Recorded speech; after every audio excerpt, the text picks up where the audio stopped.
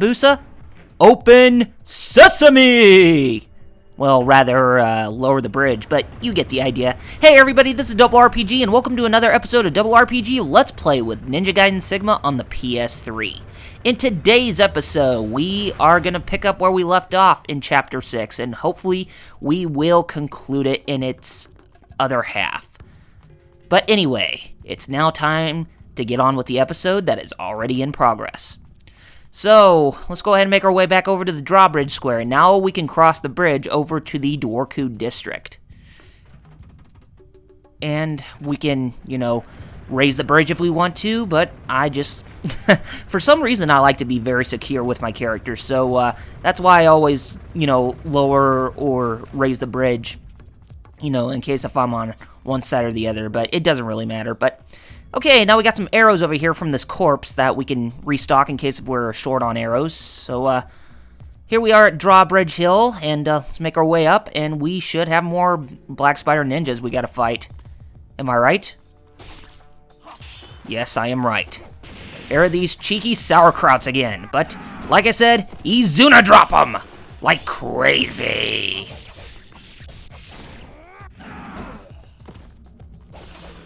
And in case if you were wondering, it doesn't always stay nighttime when you're around this area. I mean, it will change back to daytime eventually, but we're still going to be in the darkness for a while. Okay, now let's go ahead and save here real quick. Now, taking the right path from where you are, if you try to go that way, you can't get over to the Dworku Monastery, so you have to take the left path. But if you took the right path, there will be a golden scarab, aside from the one that we just already found right here. Yeah, if you take the right path, there should be a golden scarab down this way. And I was very surprised when I found it. It should have been in that little, little area, that little walkway crevice or whatever back there. But we don't get it during the nighttime. We actually get it during the daytime when we come back. But in case if you see it, go ahead and pick it up.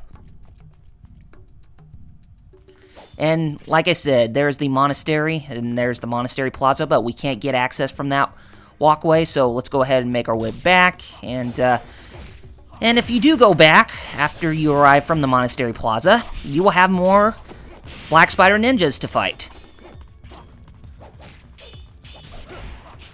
I really do like the enemy design for the Black Spider Ninjas. It's just, with Ryu's suit, it like I said, it just makes him look like a superhero. I mean, I just don't know what to think about it. He's kind of like in that whole thing with Spider-Man, Superman, Batman, Wolverine, where he's just wearing tights. But the type of tights he's wearing is more rubbery, like Batman. So I guess you could say it's Black Cowl, since it's all rubberish. But I could be mistaken. I wish he was still wearing his outfit, at the beginning of this game, but, okay, why is Okorobo online? Oh, yeah, that's right, I recorded this when, I was playing the game.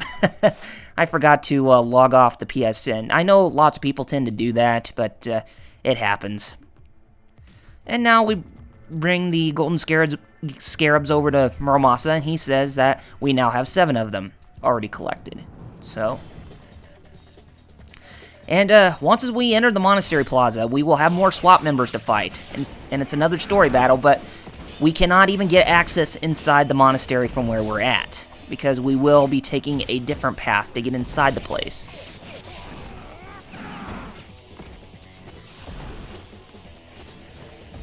And if you hear any noise from the outside, then I do apologize, but there are construction workers outside my house working, so, yeah.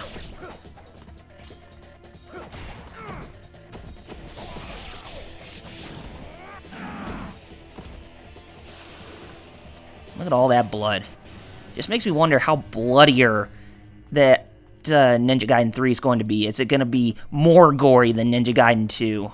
Or is it going to be less gory? Because I know Yosuke Hayashi, when he was working on the enhanced port for Ninja Gaiden 2 for the PS3, that he questioned whether or not, having that crap load of blood and gore was really necessary. So it makes me wonder how how much further is he gonna, how deep he's going to take the gore in that game, since it seems like he's starting to follow Tomonobu Itagaki's footsteps, where he has that really jerkish attitude and whatnot, because he declared that the gameplay for like Devil May Cry and Tomonobu Itagaki's work on Ninja Gaiden was outdated, and that's really saying a whole lot right there. And it's just I don't know whether or not if he's just being a total jerk or just being an idiot, or if he's just standing by his own case. But he says he wants Ninja Gaiden 3 to be the best like hack and slash action game that has ever existed. And I think he was also referencing that God of War, the gameplay for God of War is outdated too, but who knows. But fanboys, if you heard that from him, if you saw his quote or when he mentioned that, then don't take it personally, because like I said, he could just be pulling your chains, but we'll just have to see where he decides to take Ninja Gaiden from this point. I mean, it's definitely got me interested, and hopefully it comes out this year, because it would be exactly 3 years since the Ninja Gaiden 2's release. Or 3 years. I thought I said 2 years, but 3 years. Okay, now defeating these SWAT members on the motorcycles, you don't have to defeat them entirely, because there will be a cutscene that takes place shortly after, right here. And what's happening right here when you're fighting against them? We are going to be interrupted by some really carnivorous red dinos that are going to be chewing the heck out of these guys. And these guys are no pushovers whatsoever, because they do have a bite attack that can even penetrate your defenses, and it will do some massive amounts of damage onto you. So what you want to do is, try to keep your distance the best you can, and use the flying swallow technique and dodge from that grab attack that they have, because like I said, if you get yourselves caught, if you get caught in that attack, you're pretty much going to be screwed with. So just keep your distance. But for me, when I'm playing this game, it's really not that big of a deal, because I pretty much got through. I'm pretty much getting better at Ninja Gaiden every time I play, and that grab technique right there, that's what I was referring to, because like I said, it's gonna pwn you really badly if you just sit there acting like a brute and just attacking without any intelligence on, putting up your defenses and blocking and evading and whatnot. So yeah, you want to be on the defensive half of the time, just like, being on the offensive half of the time. And after we defeat that one, another cutscene ensues. And in this cutscene, we are going to be greeted once again by a familiar face. And that familiar face is Rachel. Yes, she's just really impressed that Ryu is more than human when it comes to defeating the fiends. It's basically the curse in his blood. That's what's making him possess great abilities beyond humans. So yeah, that's why he can attack fiends like that. And she is mentioning Alma the Greater Fiend, and we mentioned to her that we're going after Dworku, and she evidently has a bone to pick with Dworku as well. So, but we're not going to be working together just based on the circumstances that Ryu doesn't want to put his comrades or his friends in harm's way. So, yeah, you became a fiend hunter to kill fiends and to kill Alma, Rachel, but can you even keep that? Can you, stand by that, devotion? Or can you stand by that promise? We'll have to see. And she gets eaten by a huge fiend. And this fiend is called Hydrocubus. And basically it's one huge monster with eyes and tentacles. Now, basically what you want to do in this fight is you want to take down the tentacles first.